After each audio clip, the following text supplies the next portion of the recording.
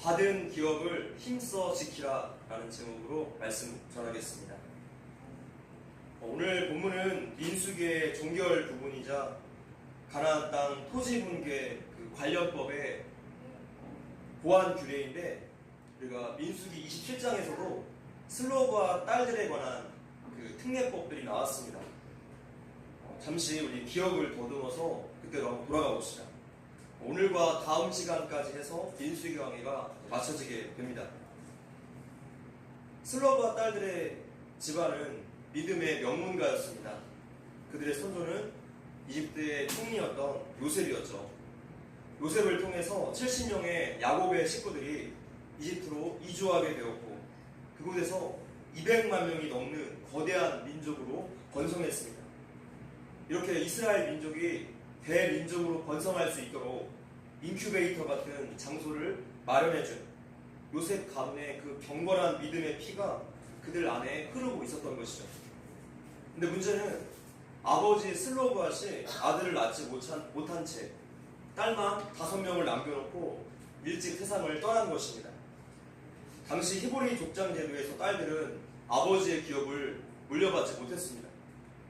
가나안 정복 이후의 땅 분배 기준도 20세 이상 남자들에게만 국한이 되어 있었기 때문에 가나안에 들어가서 땅을 분배받지 못한다는 것은 이제 이 가문의 생계를 유지할 수가 없게 되고, 또 미래에 그 가문이 사라지게 되는 큰 문제를 야기했던 것입니다. 그것은 거룩한 언약 공동체에서 탈락하는 것과 마찬가지가 되기 때문에 슬로브와 딸들이 모세를 찾아와서 읍소를 합니다. 슬로브와 딸들의 믿음의 요구를 듣고 하나님께서 당시의 사회적 관습을 완전히 뒤집어 엎는 새로운 길을 마련해 주십니다. 슬로브와 딸들뿐만 아니라 같은 경우에 있는 이스라엘의 모든 딸들에게도 이 땅 상속을 받을 수 있게 허락해 주셨습니다. 자, 이렇게 슬로브와 딸 특례법이 제정이 되었습니다. 이것이 27장의 내용이었죠. 근데 여기와 관련된 또 다른 문제가 오늘 본문에서 발생한 거예요. 1절부터 3절까지 한번 읽어봅시다. 시작. 요셉 자손의 종족 중 므낫세의 손자 마길의 아들 길르앗 자손 종족들의 수령들이 나와 모세와 이스라엘 자손의 수령된 지휘관들 앞에 말하여 이르되, 여호와께서 우리 주에게 명령하사 이스라엘 자손에게 제비 뽑아 그 기업의 땅을 주게 하셨고, 여호와께서 또 우리 주에게 명령하사 우리 형제 슬로브앗의 기업을 그의 딸들에게 주게 하셨은즉, 그들이 만일 이스라엘 자손의 다른 지파들의 남자들의 아내가 되며 그들의 기업은 우리 조상의 기업에서 떨어져 나가고 그들이 속할 그 지파의 기업에 첨가되리니, 그러면 우리가 제비 뽑은 기업에서 떨어져 나갈 것이요. 슬로브와 딸들처럼 아버지의 기업을 상속받았는데 이 여자가 다른 지파와 남자랑 결혼을 한다며 이 땅은 어떻게 처리되어야 하는가 라는 문제 제기를 한 것입니다. 여자가 결혼을 하며 여자의 모든 것은 남편의 소유로 간주되던 사회였습니다. 모든 권한을 남편에게 위임했던 그런 사회였기 때문에 문제가 된 것이죠. 한 가족의 땅은 그 지파의 소유인데 이런 경우에는 지파의 땅이 줄어들게 될 것입니다. 2절의 제비뽑기는 인간적인 생각이나 판단이 개입되지 않은 상태에서 하나님의 뜻을 드러내주고 또 공정하게 일을 처리하고자 할 때 사용하는 이스라엘의 방법이었습니다. 근데 이렇게 공정했던 하나님의 땅 분배가 아버지의 땅을 상속받은 여자가 다른 지파와 결혼을 할 경우에 이 공정성이 파괴되는 것을 므낫세 지파 길르앗 자손의 수령들이 주장했던 것입니다. 자, 여기에서 우리가 하나님의 법이 우리의 삶 가운데 어떻게 해석이 되고 어떻게 적용이 되어야 하는지를 배울 수가 있습니다. 하나님은 우리 성도들이 살아가면서 지켜야 할 모든 규정들을 성경에 일일이 다 기록하지 않으셨어요. 그렇게 한다면 성경의 양이 끝도 없이 방대해지기 때문에 그렇게 할 수가 없죠. 그래서 하나님께서 행동 지침과 원리들을 성경에서 우리에게 가르쳐 주십니다. 이러한 원리 안에서 하나님께서 주신 지혜와 또 성령님께서 인도하시는 양심과 또한 이 공동체의 회의를 통해서 구체적인 문제에 대해서는 스스로 결정을 내리게끔 하신 것입니다. 그래서 우리는 하나님의 마음과 뜻, 하나님의 원리를 분명히 배우고 아는데 힘을 써야 합니다. 성령님이 주시는 양심의 소리와 분별력을 길러서 옳은 선택, 옳은 판단을 해야만 합니다. 이것은 정치와 경제와 교육, 가정, 일터 등등 우리 삶의 모든 영역에서 너무나 필수적인 일입니다. 자, 여기에서 이 기독교 세계관에 대한 학습의 필요성이 우리에게 절실해져요.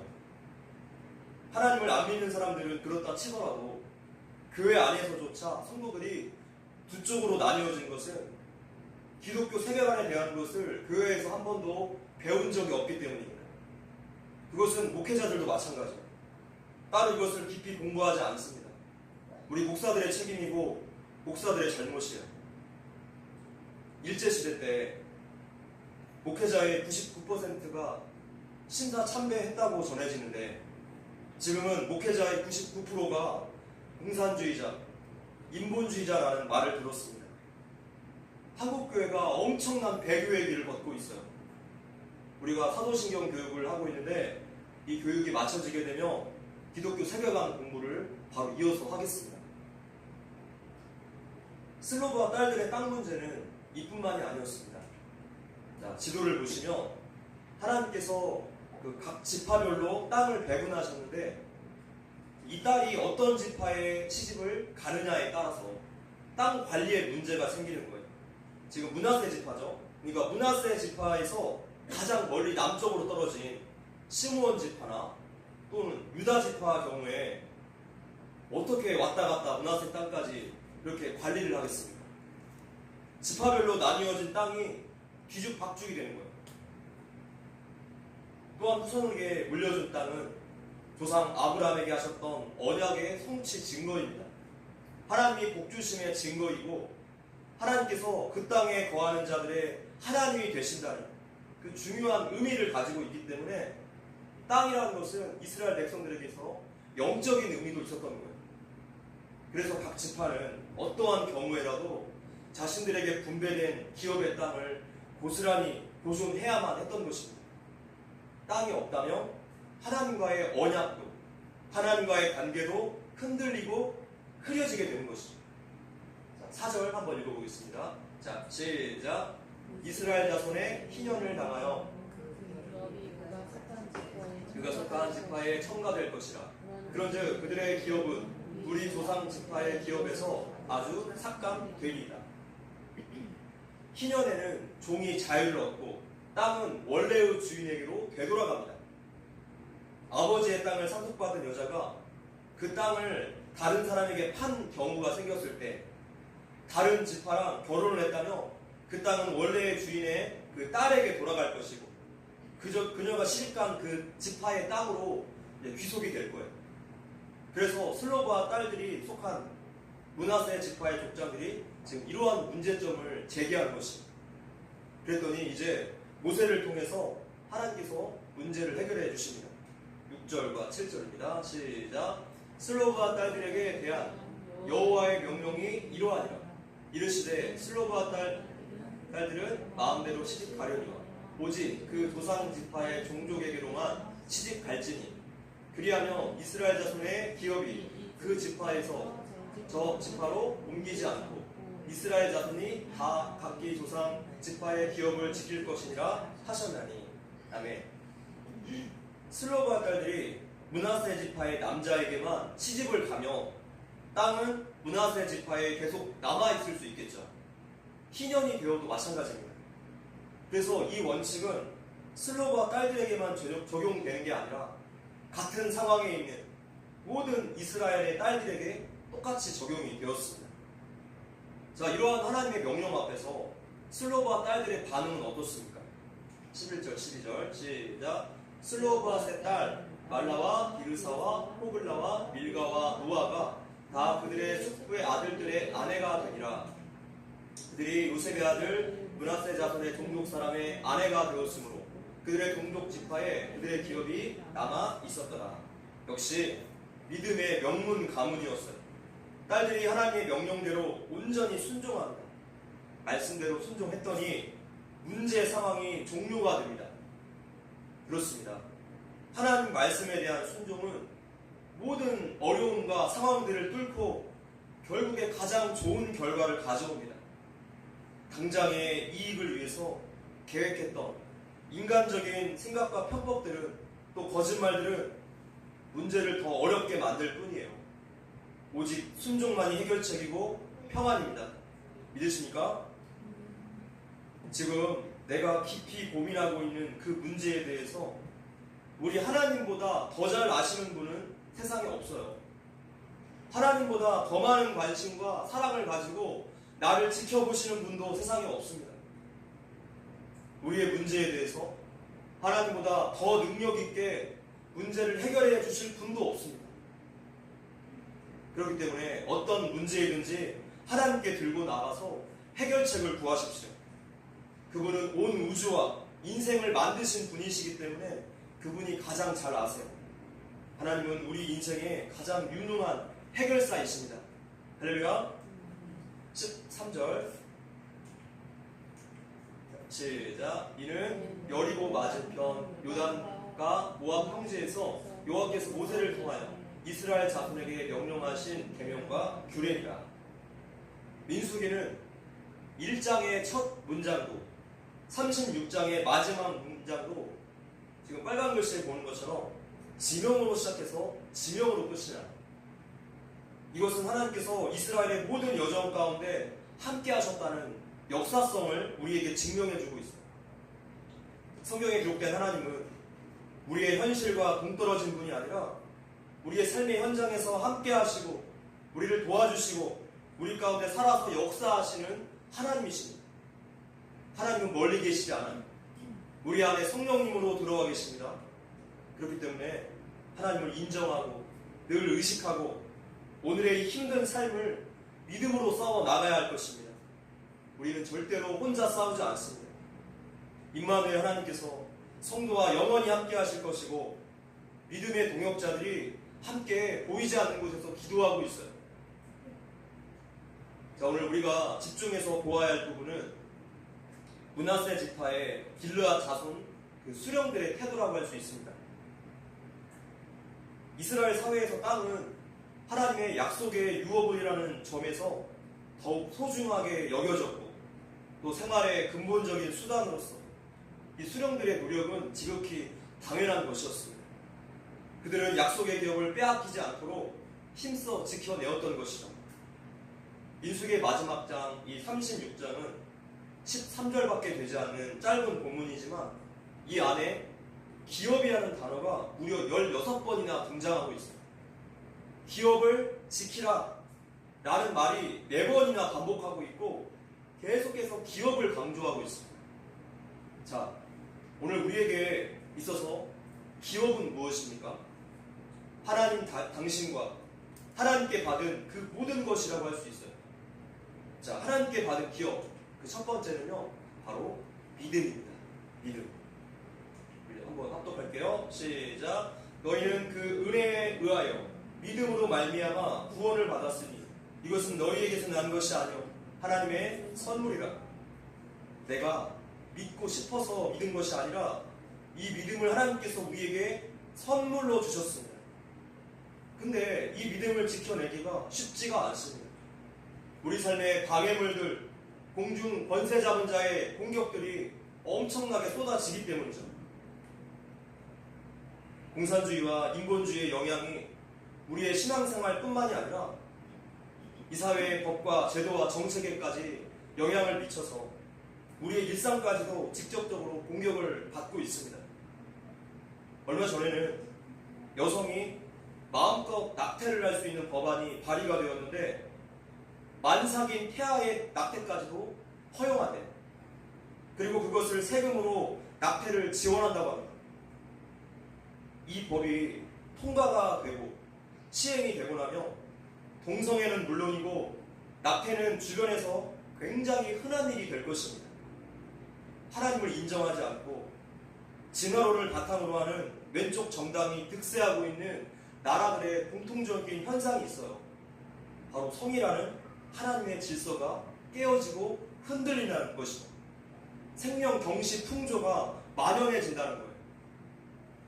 유럽의 교회들이 이러한 사상의 흐름 앞에 오염되고 무너졌을 때 세상이 더욱더 악해졌습니다.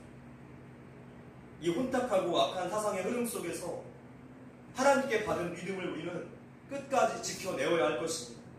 교회는 입 다물지 말고 악한 것은 악한 것이라고 외쳐야 하는 것이죠. 우리의 신앙생활은 평범한 산책이 아닙니다. 전심전력해야 할 경주인 것이죠. 예수님은 말씀대로 이 땅에 다시 재림주로서 오실 것이고 그때 우리는 모두 다 하나님의 심판대 앞에 똑같이 서게 될 것입니다. 주님이 곧 오실 거예요. 그것도 갑자기 오실 것입니다. 이 시대에 우리들에게 요구되는 것은 마지막 그날을 바라보면서 깨어 사는 종말론적인 믿음이라고 할 수 있습니다. 민수기 12장에서 아론과 미리암이 모세에게 반역을 저질렀을 때 하나님께서 갑자기 찾아오셨어요. 한번 읽어보겠습니다. 시작.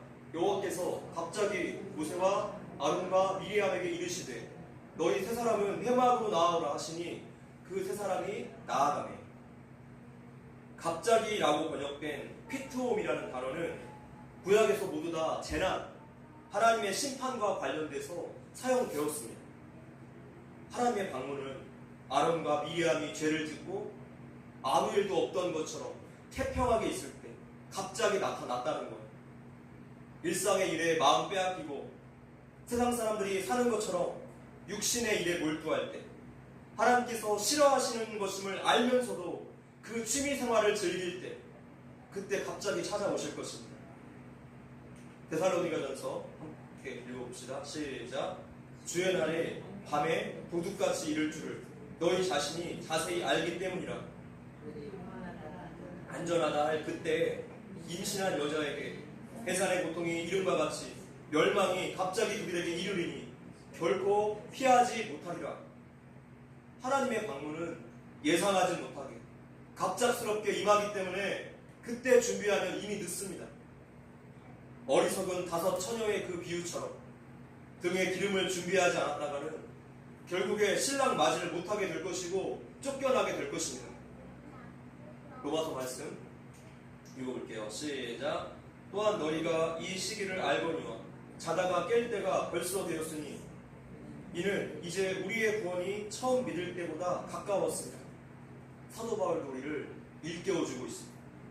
자다가 깰 때가 벌써 되었으니 잠을 깨운다는 것은 현재 우리의 상태가 어떤 상태라는 이야기입니까? 잠이 들었다는 상태를 전제하고 있어요. 그런데 성경에서 잠들어 있다는 표현은 2가지 상황에서 적용이 됩니다. 죽은 상태 아니면 준비가 아예 안 된 상태. 오늘 우리의 영적인 상태를 말씀해주고 있습니다. 아직도 하나님을 믿지 못한 상태, 아예 죽은 상태이든지 아니면 준비가 전혀 안 된 상태든지 우리 예수님과 직접 얼굴과 얼굴을 마주할 그날을 인지하고 사십니까? 예수님께서 우리에게 이렇게 경고하세요. 누가복음 말씀입니다. 시작. 너희는 스스로 조심하라. 그렇지 않으면 방탕함과 술취함과 생활의 염려로 마음이 둔하여지고 뜻밖의 그날이 덫과 같이 너희에게 임하리라. 이것이 우리의 문제예요. 이 혼탁하고 자극적인 세상에 길들여져 살다 보니까 계속 이렇게 영원히 살 줄 압니다. 영적인 일에 마음이 둔하여지고 하나님을 다 잊어버리고 살아요. 내 즐거움, 내 유익이 더 우선됩니다. 그러다가 그날이 덫과 같이 임하는 것이죠. 하나님의 심판의 역사는 늘 이렇게 반복되었어요. 우리가 맘 놓고 있을 때 갑자기 들이닥치는 거죠. 우리가 우리의 믿음을 지키지 않고 준비하지 않으면 예수님께서 다시 오시는 그날은 기쁨의 날이 아니라 두려움과 절망의 날이 될 것입니다. 깨어서 준비하시고 하나님이 주신 그 믿음을 끝까지 지켜내야 하겠습니다. 흔히들 좋은 삶이 좋은 죽음으로 이끌어준다. 이렇게 말하지만 사실은 정반대입니다. 좋은 죽음이 좋은 삶을 이끌어내요.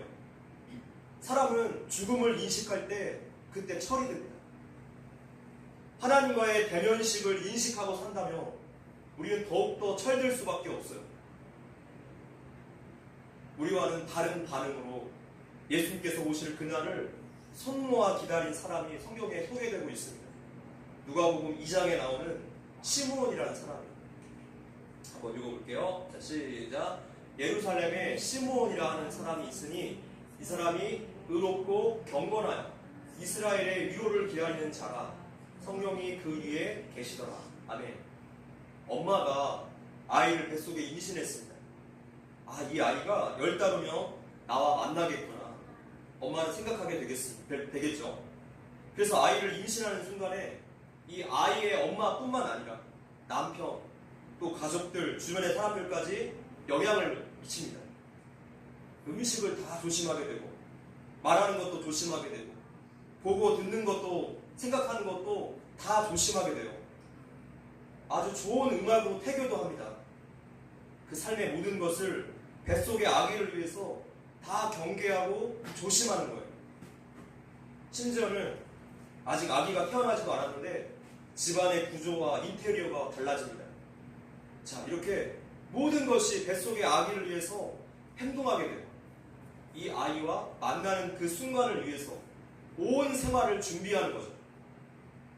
시므온의 기다림이 마치 이와 같았습니다. 아기 엄마의 그 마음처럼 오실 메시아를 만날 그날을 매일매일의 삶 속에서 철저하게 준비하면서 살아냈던 것입니다. 이 기다림이 그의 모든 일상 속에서 영향을 주었습니다. 이것이 바로 로마 시대의 수많은 우상과 수많은 사상 앞에서 그의 믿음을 지켜낸 시므온의 태도였습니다. 오늘 우리는 하나님이 주신 이 믿음을 지키기 위해서 어떤 노력들을 하고 있습니까? 히브리서 말씀 읽겠습니다. 시작. 우리가 간절히 원하는 것은 너희 각 사람이 동일한 부지런함을 나타내어 끝까지 소망의 풍성함에 이르러 12절 게으르지 아니하고 믿음과 오래 참음으로 말미암아 약속들을 기업으로 받는 자들을 본받는 자 되게 하려는 것이니라. 아멘. 우리는 열심히 기도해야 합니다. 하나님 배우기에 힘써야 합니다. 하나님께 날마다 붙어있기를 노력해야 돼요. 모든 영역에 하나님이 주인 되심을 드러내야 하고 하나님의 말씀이 모든 판단의 기준이 되어야 하고 하나님과 동행하면서 누리는 은혜를 더 많이 갈급하고 소망해야 합니다. 성도 여러분, 하나님 앞에 부지런하십시오. 그분과 만날 날을 준비하십시오. 지금 시대가 너무나 악합니다. 끝까지 하나님께 받은 믿음을 지켜내십시오. 하나님께 받은 기업, 두 번째는 사명입니다. 하나님은 모든 성도들에게 재능과 물질과 성격과 직장과 인간관계 등등 내 모든 것을 사용하고 또 연결해서 이루어야 할 사명을 반드시 한 가지씩 주셨어요. 하나님의 영광이라는 공통된 목표를 향해서 각자의 삶에서 이루어야 할 구체적인 사명들을 허락해 주셨습니다. 우리를 이 땅에 보내셨고 어떤 특정한 일터, 어떤 특정한 가정, 특정한 교회, 우리 성광교회에 보내신 이유가 반드시 있는 거예요. 모든 성도는 바로 사명자들이어야 정상입니다. 국자는 국 맛을 모른다라는 말이 있습니다. 국자의 일은 국을 떠나르는 일이겠지만 끝끝내 국자는 국의 맵고 달고 짠맛을 알지 못한다는 것입니다. 많은 사람들이 사명이 주는 그 맛을 모르고 국자로서만 삶을 마감한다는 뜻이에요. 내가 얼마나 위대한 하나님의 걸작품인가, 나를 향한 하나님의 비전이 무엇인가 발견하고 자각하기도 전에 세상을 떠난다는 것입니다. 예수님의 사명은 십자가에 있었습니다. 그래서 십자가에서 숨을 거두시기 전에 다 이루었다라고 고백했어요. 예수님은 자신의 공생애를 하나님께 이렇게 고백하십니다. 한번 읽어볼게요. 시작. 아버지께서 내게 하라고 주신 일을 내가 이루어 아버지를 이 세상에서 영화롭게 하였사오니. 아멘. 예수님은 하나님의 뜻, 자신의 사명을 분명히 알고 그 사명을 십자가 죽음으로 완수했습니다. 방금 읽었던 예수님의 고백처럼 사명대로 살아가는 삶이 하나님을 영화롭게 해요. 사명을 잃어버리거나 삶에 사명이 없다면 우리 삶에서 뚜렷한 징조가 나타납니다. 가정에서는 배우자에게 핀잔과 비난과 짜증이 일어날 거예요.